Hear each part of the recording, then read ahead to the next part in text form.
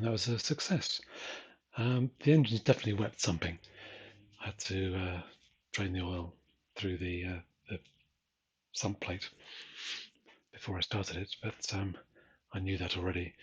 The idle speed is too high, so yeah, the carburetor needs tweaking a bit, but again, nothing too serious. The clutch works, that's the main thing, and the gears work. I guess the clutch may slip under more serious load, but it's certainly working now, which is a relief. The brakes are fine, front and back seem fine.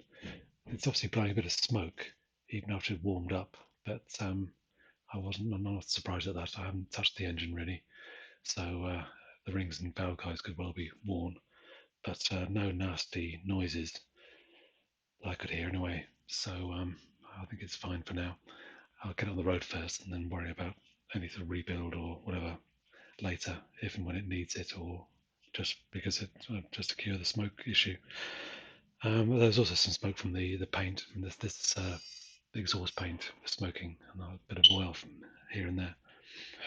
The vibration, the exhaust seemed to vibrate, which I think was partly down to the camera, but it is a bit of a shame that this quite heavy exhaust is cantilevered from this mounting point here. There's nothing supporting this can, so it might be quite nice to put a strap up to the frame perhaps somehow. But again, it's not a serious issue. I think it must have been running like that for a while before I got the bike.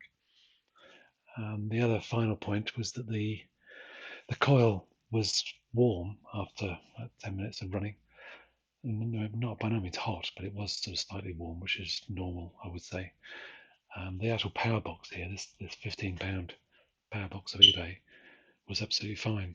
No warmth at all, just completely cool, doing its job. So that's quite good to see. So it didn't burst into flames, which is always good. Right, so I'm quite pleased with that overall.